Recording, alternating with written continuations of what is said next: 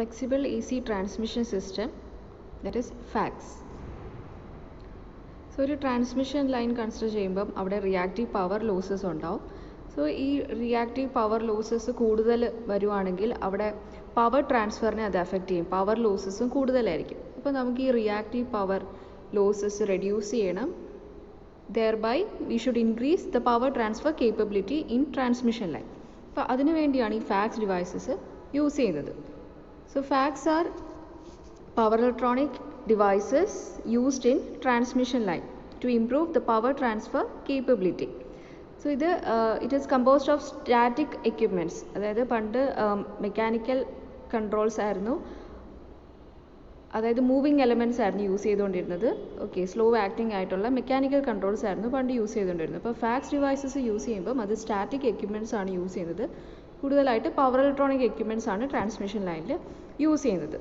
So they are of different types: shunt connected controller, series connected controller, combined series controllers and combined shunt series controller. അപ്പോൾ ഇതിൽ figure കാണിച്ചിരിക്കുന്നതിൽ first general simple for FACTS ആണ് കാണിച്ചിരിക്കുന്നത്. Then series controller means it is connected in series with the transmission line and it injects voltage ആണ് അത് inject ചെയ്യുന്നത്, transmission ലൈനിലോട്ട് inject ചെയ്യുന്നത്. ഇനി ഷണ്ട് കൺട്രോളർ ട്രാൻസ്മിഷൻ ലൈനുമായിട്ട് ഷണ്ട് കണക്റ്റഡ് ആണ്, അത് കറണ്ട് ആണ് ട്രാൻസ്മിഷൻ ലൈനിൽ ഇഞ്ചെക്ട് ചെയ്യുന്നത്. ഇനി യൂണിഫൈഡ് സീരീസ് കൺട്രോളർ മീൻസ് ലൈനിന് സീരീസ് ആയിട്ട് കൺട്രോളേഴ്സ് കണക്ട് ചെയ്തു. So unified series controllers use ചെയ്യുമ്പോൾ both real and reactive power അതിനെ കൺട്രോൾ ചെയ്യാൻ സാധിക്കും. ഇനി യൂണിഫൈഡ് സീരീസ് ഷണ്ട് എന്ന് പറയുമ്പം വോൾട്ടേജ് ആസ് വെൽ ആസ് കറണ്ടിനെ ഇഞ്ചെക്ട് ചെയ്യാൻ സാധിക്കും. അപ്പോൾ ഇത്രയാണ് different types of FACS controllers. Need of FACS.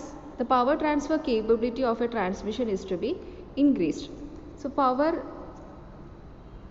equation ആണ് P is equal to V1 V2 by X into sin delta, where delta is the power angle. So by controlling reactance, voltage or power angle we can control power അല്ലേ. അപ്പം ഈ impedance അല്ലെ reactance, voltage, power angle അതൊക്കെയാണ് ഈ FACTS devices use ചെയ്ത് control ചെയ്യുന്നത്.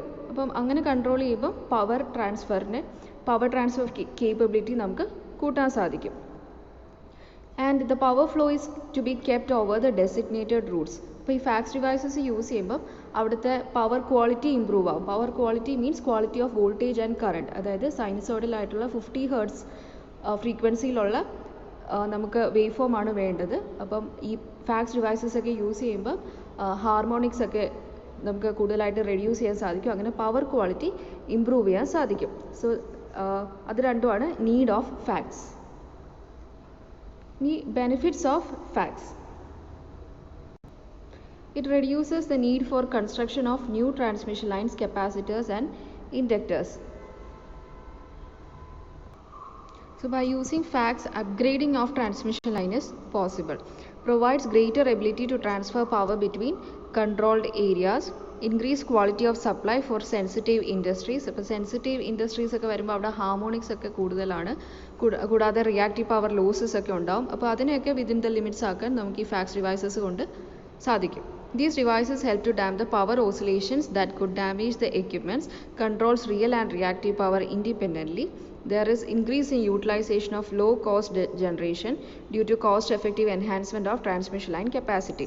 ഇപ്പോൾ നമുക്ക് പവർ ലോസസ് കുറച്ച് തന്നെ പവറിനെ ട്രാൻസ്മിറ്റ് ചെയ്യാൻ സാധിക്കും. സോ അങ്ങനെ low cost generation as well as transmission നമുക്ക് പോസിബിൾ ആണ്.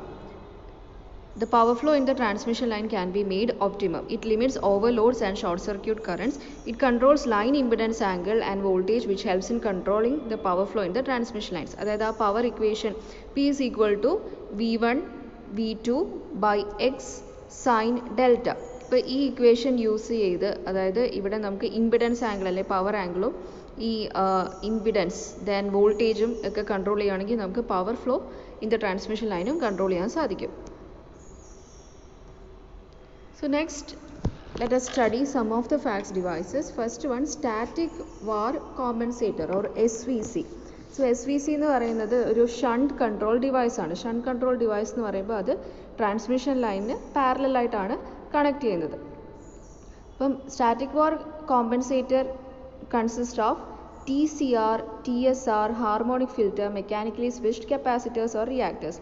ഇപ്പോൾ തൈറിസ്റ്റർ കൺട്രോൾഡ് റിയാക്ടർ അതാണ് TCR. അപ്പോൾ SVC എന്ന് പറയുന്നത് ഇതെല്ലാം കൂടെ ഒരു കമ്പൈൻഡ് ആയിട്ടുള്ളൊരു ഡിവൈസ് ആണ് SVC. സോ SVCയിൽ വരുന്നതാണ് TCR, തൈറിസ്റ്റർ കൺട്രോൾഡ് റിയാക്ടർ. ഇപ്പോൾ തൈറിസ്റ്റർ കൺട്രോൾഡ് റിയാക്ടർ എന്ന് പറഞ്ഞാൽ ആ റിയാക്ടറിൻ്റെ ഒരു റിയാക്ടർ കണക്ട് ചെയ്തിട്ടുണ്ട് ഇൻ സീരീസ് വിത്ത് 2 തൈറിസ്റ്റേഴ്സ്. അപ്പം അതായത് ആ 2 തൈറിസ്റ്റർ പാരലായിട്ട് കണക്ട് ചെയ്തിരിക്കണം, അതിന് സീരീസ് ആയിട്ട് ഒരു റിയാക്ടർ കണക്ട് ചെയ്തിട്ടുണ്ട്. അപ്പോൾ ആ റിയാക്ടറിൻ്റെ ആ ഒരു വാല്യൂ നമുക്ക് ഈ തൈറിസ്റ്ററിനെ കൺട്രോൾ ചെയ്തിട്ട് റിയാക്ടറിൻ്റെ വാല്യൂ ചേഞ്ച് ചെയ്യാൻ സാധിക്കും.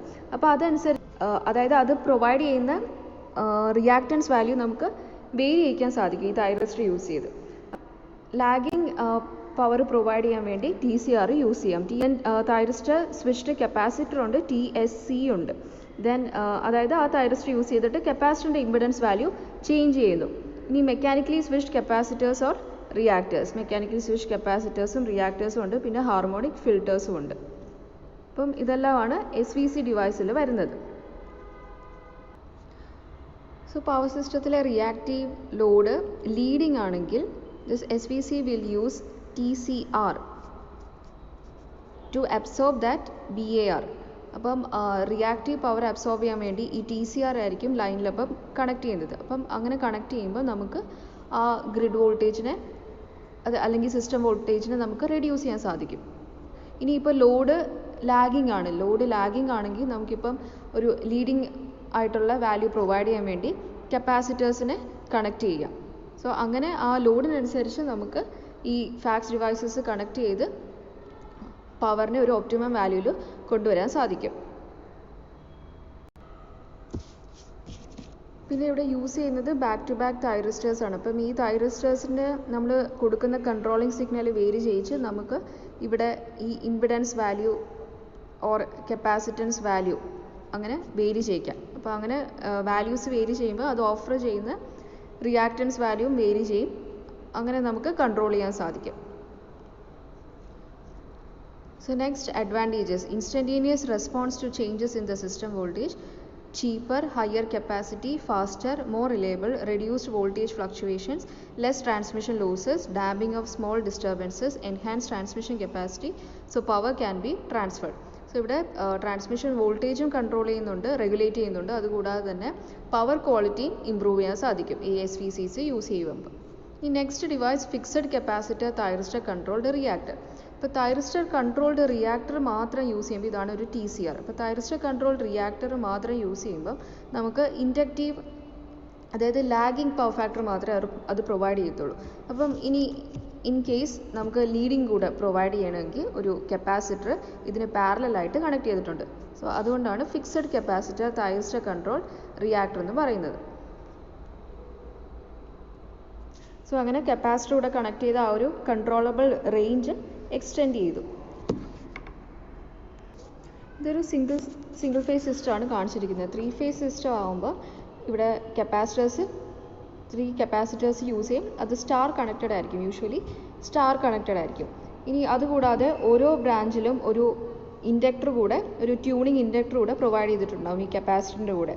സോ അതൊരു ഫിൽറ്ററായിട്ട് ആക്ട് ചെയ്യും. എന്നിട്ട് ഓരോ ബ്രാഞ്ചിൽ ആ ഫിൽറ്ററും ഒരു സ്പെസിഫിക് ഹാർമോണിക് ഓർഡറിലോട്ട് ട്യൂൺ ചെയ്തിട്ടുണ്ടാവും. അതായത് ഇപ്പം ഒരു ബ്രാഞ്ചിലുള്ളത് ട്യൂൺ ചെയ്തത് ഇപ്പോൾ 5th ഹാർമോണിക് ആണെങ്കിൽ അത് അടുത്തൊരു ബ്രാഞ്ച് 7th ഹാർമോണിക് ആയിരിക്കും. അങ്ങനെ അതുകൂടാതെ വേറൊരു ബ്രാഞ്ച് ഹൈ പാസ് ഫിൽറ്റർ ആയിട്ടും ആക്ട് ചെയ്യും. അങ്ങനെ നമുക്ക് ആ ഹൈ പാസ് സിഗ്നൽസ് വരുമ്പോഴും ഹൈ ഫ്രീക്വൻസി സിഗ്നൽസ് വരുമ്പോഴും ഒക്കെ നമുക്ക് പ്രൊട്ടക്റ്റ് ചെയ്യാൻ സാധിക്കും ഈ ട്രാൻസ്മിഷൻ ലൈനെ. അതുകൂടാതെ ഈ ഹാർമോണിക് വരുമ്പോഴും ഓരോ ഹാർമോണിക് ഓർഡറിലോട്ടും ട്യൂൺ ചെയ്യുന്നത് കൊണ്ട് ഏത് ഹാർമോണിക് ഓർഡർ വന്നാലും നമുക്ക് സിസ്റ്റത്തിനെ പ്രൊട്ടക്റ്റ് ചെയ്യാൻ സാധിക്കും. അപ്പോൾ അതാണ് fixed capacitor TCR. Next one thyristor controlled series capacitor. അപ്പോൾ ഇതൊരു സീരീസ് കോമ്പൻസേറ്റിംഗ് ഡിവൈസ് ആണ്, അതായത് സീരീസ് ഫാക്സ് ഡിവൈസ് ആണ് തൈറിസ്റ്റർ കൺട്രോൾ സീരീസ് കപ്പാസിറ്റർ. ഇപ്പോൾ നേരത്തെ പഠിച്ച 2 എണ്ണം SVCയും ഈ ഫിക്സഡ് കപ്പാസിറ്റർ TCRഉം രണ്ടും ഷണ്ട് കണക്റ്റഡ് ഡിവൈസ് ആണ്. TCSC എന്ന് പറയുന്നത് ഒരു സീരീസ് ഫാക്സ് ഡിവൈസ് ആണ്. അപ്പം സീരീസ് ഫാക്സ് ഡിവൈസ് ആയതുകൊണ്ട് തന്നെ here the capacitor is connected in series. So here capacitor bank is connected in series with the line which is shunted by a TCR. അപ്പം transmission line series ആയിട്ട് capacitor connect ചെയ്യും, അതിന് parallel ആയിട്ടൊരു TCR connect ചെയ്യും. അപ്പോൾ ഈ തൈറിസ്റ്ററിനെ control ചെയ്യുന്ന അനുസരിച്ച് ഈ കപ്പാസിറ്ററിൽ കൂടെയുള്ള കറണ്ട് ഫ്ലോയിനെ നമുക്ക് കൺട്രോൾ ചെയ്യാൻ സാധിക്കും. അതായത് ഇപ്പം തൈറിസ്റ്റർ ഫയറിംഗ് ആംഗിൾ 180 ഡിഗ്രിയാണ് കൊടുക്കുന്നതെങ്കിൽ ആ തൈറിസ്റ്റേഴ്സ് നോൺ കണ്ടക്റ്റിംഗ് ആയിരിക്കും. അപ്പം നോൺ കണ്ടക്റ്റിംഗ് ആകുമ്പോൾ കംപ്ലീറ്റ് കറണ്ട് ഫ്ലോ ചെയ്യുന്നത് ആ കപ്പാസിറ്ററിൽ കൂടെ ആയിരിക്കും. അതായത് ഈ ഷണ്ട് ബ്രാഞ്ചിൽ കൂടെ കറണ്ട് ഒന്നും ഫ്ലോ ചെയ്യത്തില്ല. അപ്പോൾ അങ്ങനെ കൂടുതൽ കറണ്ട് ആ കപ്പാസിറ്റർ ബാങ്കിൽ കൂടെ ഫ്ലോ ചെയ്യും. അങ്ങനെ അതനുസരിച്ച് റെഗുലേറ്റ് ചെയ്യാൻ സാധിക്കും. ഇനി ഇപ്പം നമ്മളൊരു ഫയറിംഗ് ആംഗിൾ ലെസ് ദാൻ 180 ഡിഗ്രിയാണ് കൊടുക്കുന്നതെങ്കിൽ തൈറിസ്റ്റേഴ്സ് കണ്ടക്റ്റിംഗ് ആവും. കണ്ടക്റ്റിംഗ് ആകുമ്പോൾ റിയാക്ടർ കൂടെ സർക്യൂട്ടിൽ ഇൻക്ലൂഡ് ആവും. അങ്ങനെ കറണ്ട് ബൈപ്പാസ് ചെയ്യും. അതായത് കുറച്ച് കറണ്ട് ട്രാൻസ്മിഷൻ ലൈനിൽ കൂടെ, അതായത് കുറച്ച് കറണ്ട് കപ്പാസിറ്ററിൽ കൂടെയും കുറച്ച് കറണ്ട് ഈ TCR ബ്രാഞ്ചിൽ കൂടെയും ഫ്ലോ ചെയ്യും. ഈ കപ്പാസിറ്റർ പ്രൊവൈഡ് ചെയ്യുന്ന ആ ഒരു വോൾട്ടേജ് നമുക്ക് വേരി ചെയ്യിക്കാൻ സാധിക്കും. അപ്പം അതാണ് TCSC. ഇനി യൂഷ്വൽ കേസ് കൺസിഡർ ചെയ്യുമ്പോൾ ട്രാൻസ്മിഷൻ ലൈനിൽ ഈ ഒരു കുറേ അധികം TCSCs കാസ്കേഡ് ചെയ്ത് വെച്ചിട്ടുണ്ടാവും. അപ്പം ഈ ഓരോ കപ്പാസിറ്ററും ഡിഫറെൻറ്റ് വാല്യൂസ് ആയിരിക്കും. അങ്ങനെ ഡിഫറെൻറ്റ് വോൾട്ടേജ് നമുക്ക് കിട്ടും.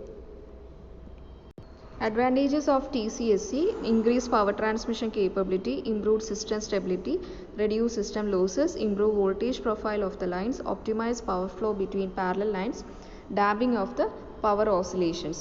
അപ്പം ഇത്രയാണ് ഫാക്സ് ഡിവൈസസ് ഉള്ളത്. 3 ഫാക്സ് ഡിവൈസസ് മാത്രമേ നമുക്ക് പഠിക്കാനുള്ളൂ. Thank you.